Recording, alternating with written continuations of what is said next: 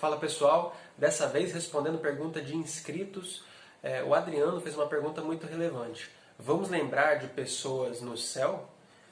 E se sim, seria muito ruim isso, não? Porque eu lembraria de pessoas que não estariam lá comigo e lembraria de momentos ruins da minha vida. Pode ser isso possível? Aí vamos lá para a Bíblia. A palavra não fala nada a respeito disso diretamente. Vou dar exemplos de como as pessoas tentam usar textos que não se aplicam. Isaías 65:17 é um deles e diz assim: Pois eis que crio novos céus e nova terra, e não haverá lembrança das coisas passadas. Ah, tá vendo? A gente não vai lembrar. Espera aí, continua lendo e você vai ver, no versículo 20, por exemplo, que vai nem velho que não vai cumprir seus dias, e criança que vai viver poucos dias. Ué, então vai ter velho no céu também. Então o efeito do pecado, que é a velhice, ainda vai estar lá. O corpo ainda vai continuar sendo corrompido. Ou seja, você está vendo que esse texto ele não está sendo literal, ele está falando dentro de uma linguagem para o povo de Deus entender. E não haver lembrança está intimamente ligado a não haver lembranças ruins. É só você olhar em outros textos. Se você voltar lá para o capítulo 54, por exemplo, também vai falar de se esquecer das coisas, lá no 54:4. Só que vai se esquecer da vergonha da mocidade, usando um exemplo ali como se Sião, se Israel fosse uma donzela, tá? Então se fosse uma pessoa simbolizando uma mulher ali, ela não ia lembrar mais do opróbrio da viuvez. Tá vendo como não dá pra gente aplicar esses textos? Por outro lado, existe agora a questão filosófica. Vamos direto para ela. Filosoficamente, antes da gente chegar na teologia, vamos pensar na filosofia. O fato é que a gente não tem como negar nem que Deus possa ou que Deus possa fazer isso. Quando a gente vai para um raciocínio lógico, é fato que Deus é onisciente. Pergunta: Deus vai lembrar dessas pessoas que foram condenadas? Ou Deus vai causar nele mesmo um esquecimento? Deus vai saber de tudo, ele é onisciente. Se não tem nenhum problema em Deus lembrar de tudo, por que tem problema da gente lembrar de tudo? Ah, mas é porque eu era pai dessa pessoa que às vezes vai ser condenada ao juízo de Deus, e aí eu vou sofrer com isso. Pera, calma aí. Quando você era criança, você tinha alguns sentimentos, e quando você cresceu, eles mudaram por causa da perspectiva de mundo que você tinha. A sua perspectiva, em primeira instância, não é maior do que a instância que há em Deus. Deus ele ama muito mais o seu filho do que você mesmo. Então, se fosse assim, Deus sofreria. É claro que a gente está falando em linguagem humana, né? Deus não sofre como a gente, mas Deus sofreria mais do que você. Deus vai se importar em lembrar? Então, se não há mal, pelo menos se não há mal em Deus lembrar, por que haveria mal em você lembrar? Ah, mas eu sou mãe, eu sou irmão. Deus ama muito mais do que uma mãe ama o seu filho. Deus entregou o seu próprio filho por nós. O amor dele é muito mais profundo.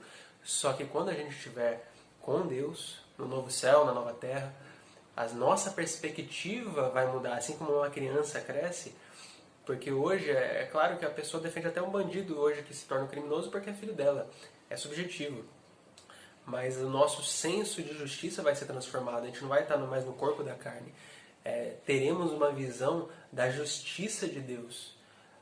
Então isso não é uma razão para impedir a gente de lembrar das coisas. E vamos lá. Tem uma outra situação. Uma coisa é lembrança, outra coisa é reconhecimento. Filosoficamente, na verdade, porque a Bíblia não dá uma clara perspectiva para a gente, filosoficamente ambas as possibilidades são viáveis. Então, sim, eu posso lembrar e não posso lembrar. Ou até o meio termo, eu posso reconhecer, não necessariamente lembrar. A gente pode diferenciar esses dois conceitos aqui, reconhecimento e lembrança. Deus pode fazer com que a gente consiga lembrar das coisas, não lembrar das coisas, mas ainda assim reconhecê-las. Reconhecer tal pessoa como aquela pessoa que você amou, aquela pessoa que você esteve ao lado, só que agora numa ótica, numa visão do céu, onde não há as distorções dos relacionamentos familiares ou de qualquer outra coisa que antes existia no mundo. Aí, pra gente fechar com chave de ouro, visto que não temos como julgar pelos nossos preconceitos, ah não, mas eu não posso lembrar porque vai ser ruim, ah, porque você viu que não tem como a gente justificar isso filosoficamente, a grande pergunta é o que a Bíblia faz com isso. O que a Bíblia fala disso? Ela não fala diretamente, não. Mas há versículos, eu vou dar um exemplo, onde há pistas muito grandes. 1 Tessalonicenses 4. Ele vai falar da ressurreição, da esperança, para a gente não sofrer, não se desiludir com aqueles que dormem no Senhor. Pode ler depois o trecho todo, do 13 ao 18, do capítulo 4. Mas em 1 Tessalonicenses eu destaco o versículo 17.